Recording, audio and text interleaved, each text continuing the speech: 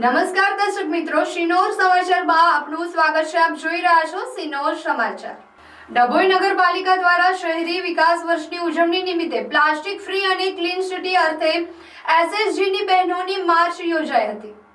ગુજરાત સરકાર દ્વારા શહેરી વિકાસ વર્ષની ઉજવણી થઈ રહી છે, ત્યારે ગુજરાત શહેરી આજીવિકા મિશન દ્વારા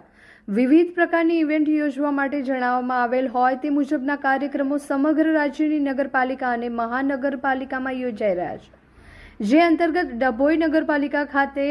ડભોઈને પ્લાસ્ટિક ફ્રી અને ક્લીન સિટી બનાવવાના ઉદ્દેશ્ય સાથે ડભોઈ નગરના સખી મંડળની બહેનો મોટી સંખ્યામાં એકત્ર થઈ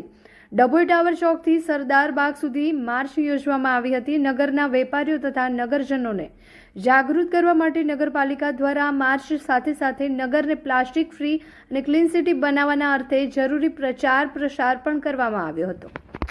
આ માર્ચના સમાપન સમયે સરદાર બાગ ખાતે નગરપાલિકા દ્વારા બનાવવામાં આવેલ આરઆર સેન્ટરના બિનઉપયોગી વસ્તુઓ, જૂના કપડાં વગેરે કચરામાં ન ફેંકતા અન્ય વ્યક્તિઓને ઉપયોગમાં આવે તે અર્થે આરઆર સેન્ટર પર જમા કરાવવા અને આ જમા થયેલ વસ્તુઓને જે ગરીબ વર્ગના લોકોને જરૂરી હોય તેઓને આ આરઆર સેન્ટરથી વિનામૂલ્યે લઈ જવા અંગેની પણ જાણકારી આપવામાં આવી હતી. આ કાર્યક્રમમાં નગરપાલિકાના પ્રમુખ બિરેનભાઈ શાહ, કારોબારી ચેરમેન તેજલબેન સોની, ઉપપ્રમુખ મનોજભાઈ પટેલ, ચીફ ઓફિસર જયકિશન તડવી તેમજ નગરપાલિકાના મહેશભાઈ પરમાર, અર્ચનાબેન પરમાર તથા નગરપાલિકાના કર્મચારીઓ મોટી સંખ્યામાં જોડાયા હતા. ડભોઈ નગરપાલિકાના કર્મચારીઓ દ્વારા અને સખી મંડળની બહેનો દ્વારા નગરજનોને પ્લાસ્ટિક મુક્ત ભારતની રચના કરવા અર્થે પ્લાસ્ટિકનો ખૂબ ઓછો ઉપયોગ, મહત્તમ ઉપયોગ જે લોકો કરી રહ્યા છે એને બિલકુલ ઘટાડો કરે,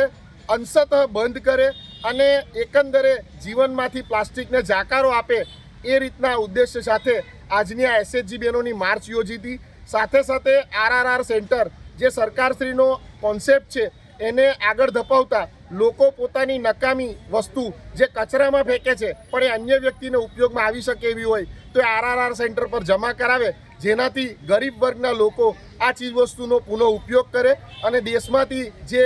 ખૂબ મોટી માત્રામાં કચરો થઈ રહ્યો છે એ કચરા ન વધે અને વસ્તુઓ વધુમાં વધુ મહત્તમ ઉપયોગમાં આવી શકે એવી હોય તે તો ઉપયોગમાં આવે એ પ્રમાણેનું આજના કાર્યક્રમમાં ડભોઈ નગરપાલિકા દ્વારા આયોજન કરવામાં આવ્યું હતું.